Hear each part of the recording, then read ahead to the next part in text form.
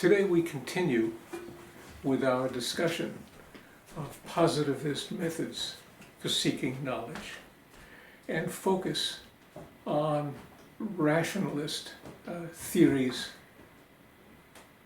They are within the purview of positivism because they seek parsimonious knowledge in abstract ways that can be used for purposes of explanation and prediction.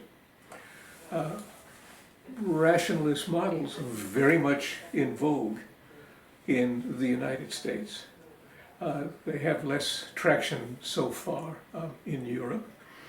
They come, for the most part, from economics.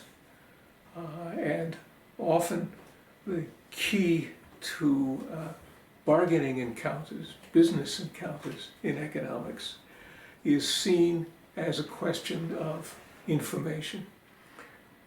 If a bargain is in the interest of both sides, they should be able to find an accommodation. If they don't, most often economists reason that there was incomplete information or asymmetric information or other reasons that follow from this why one or both sides were unwilling to find a mutual settlement. The virtue in the eyes of those who advocate these approaches is that they are very parsimonious. They assume rationality on the part of actors. By this is of course meant instrumental rationality. The goals that they seek may or may not be rational, but they attempt to choose the most efficient available means of achieving them. Analysts assume that they can determine what these are because they're rational as well. And by doing so, they can dispense with context. By treating all actors as alike and fundamentally responding to constraints and opportunities from the environment, makes for very simple theories, and theories which they believe can be verified largely on the basis of their internal logic. Now, there's a real question about the extent to which rationalist theories and propositions tell us anything useful about the real world, because the assumptions they make, in my view, are so far at variance with it. The assumption of rationality is, of course, the first one that comes to mind, because people don't always make rational decisions. And political leaders in crisis, in a situation where war may become possible, are emotionally aroused. And this is the very condition when people are least likely to act in rational ways. Built in to most of these models are several sets of conditions about how rational actors should behave. And one of these has to do with what is called Bayesian updating. There's an assumption made that actors on either side of an encounter may not have accurate understandings of the other, its motives, its strengths, but that over the course of time, what they do is seek information to enhance their understandings. And therefore their beliefs and their expectations change, and do so on an incremental basis in response to new information they receive.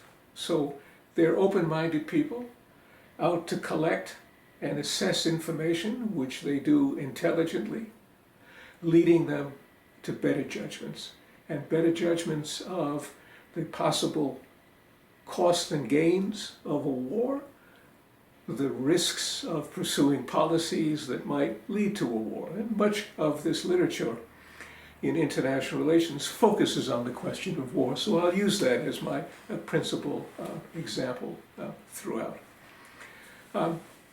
Secondly,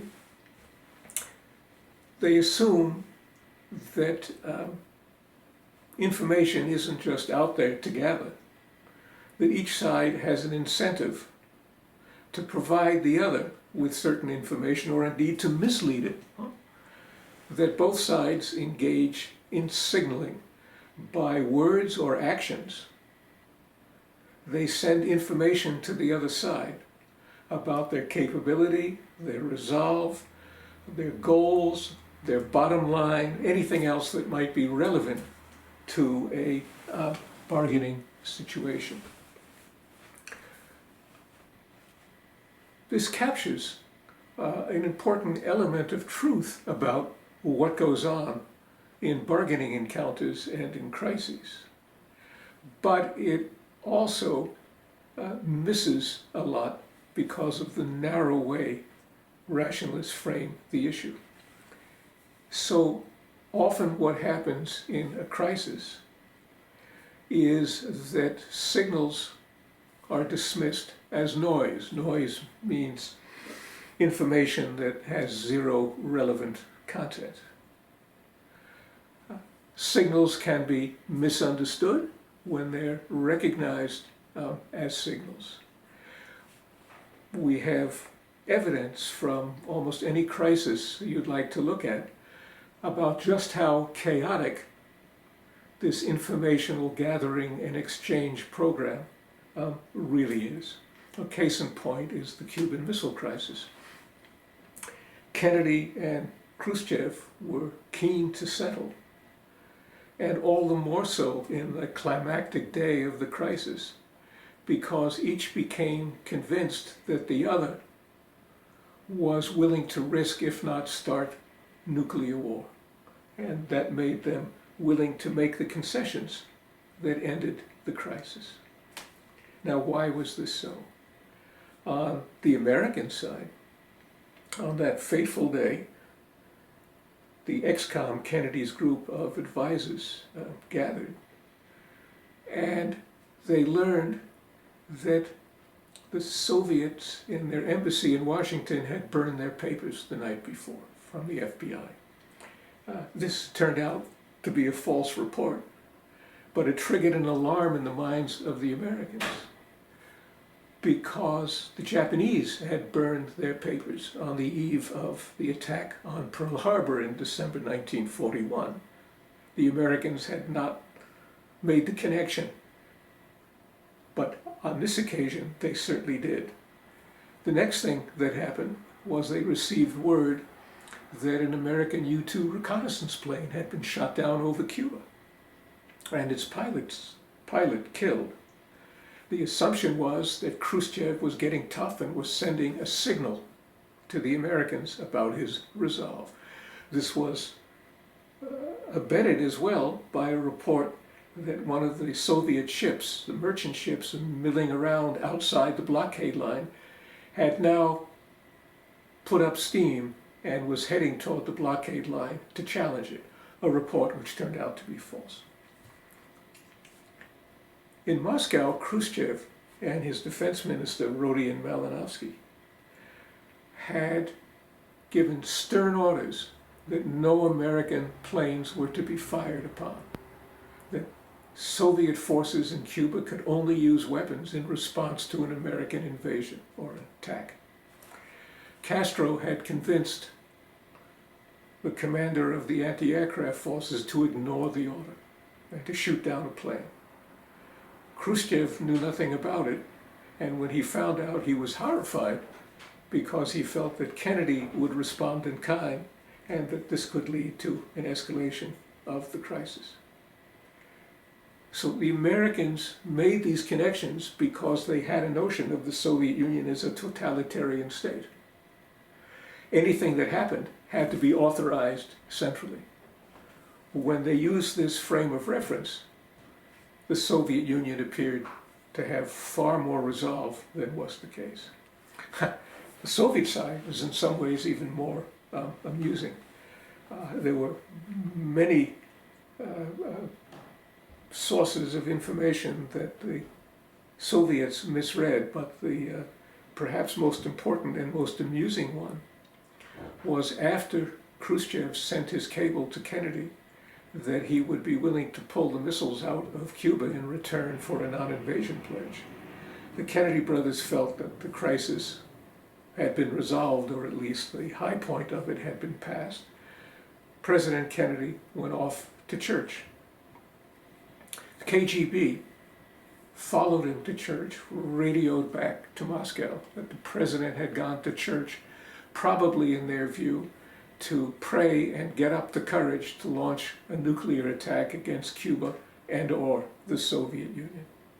So Khrushchev was horrified and thinking that war was close at hand, when in fact the reverse was true.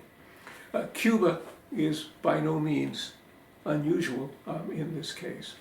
What we find is that noise can be very important, as it was in Cuba.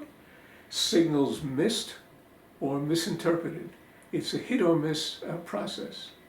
And moreover, what counts is not narrow calculations of cost and gain, as rationalist theories would have it, but a set of broader issues. So again, following with Cuba, Kennedy and Khrushchev both were committed to avoiding war at all costs. Both had been through World War II. Both wanted no repetition of a conventional war, let alone one that would possibly go nuclear. They were keen to settle. And they were keen to settle because they had an understanding of just how destructive a nuclear war would be.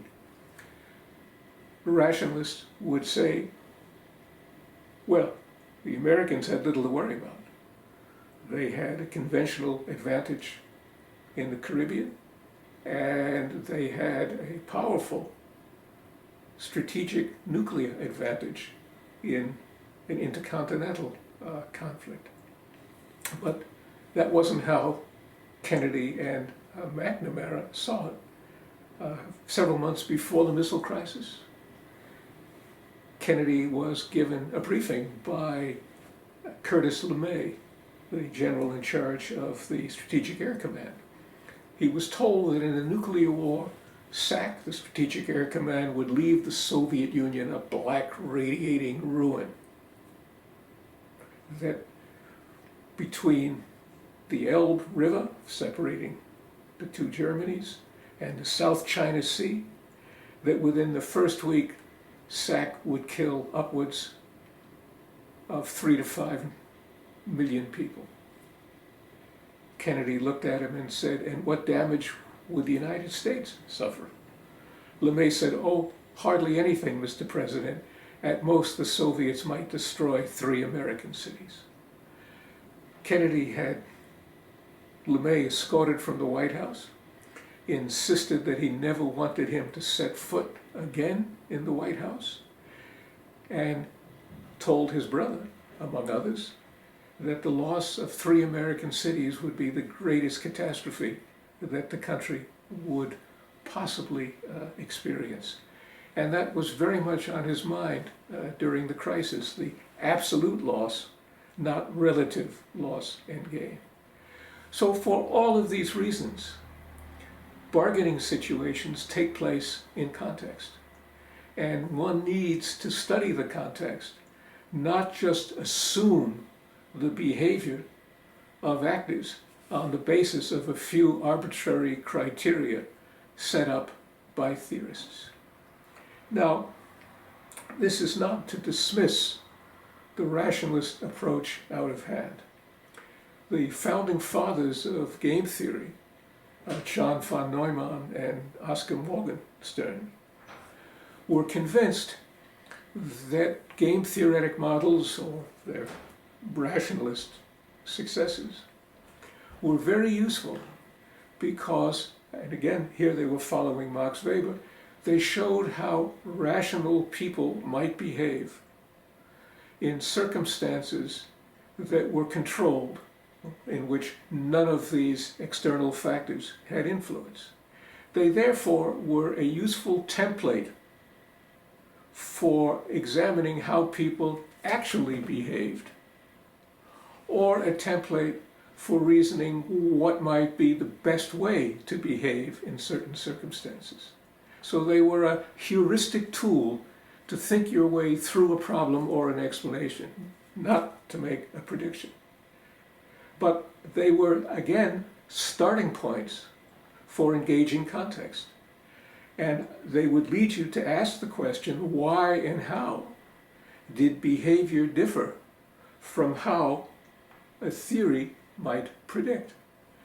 Certainly, in the missile crisis, and it's not alone in this respect, one of the important, if not decisive factors was an ethical commitment on the part of both Khrushchev and Kennedy to avoid war at almost any cost.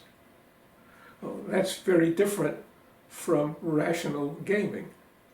And these rationalist games assume that people are like computers, that they don't have values, commitments, affiliations, beliefs, self-restraint, regardless of what power they have. In this sense, they're unrealistic. But if they were formulated properly and used as templates, they would enable us to highlight the importance of these other factors and turn to them to explain the variance in performance. Thank you.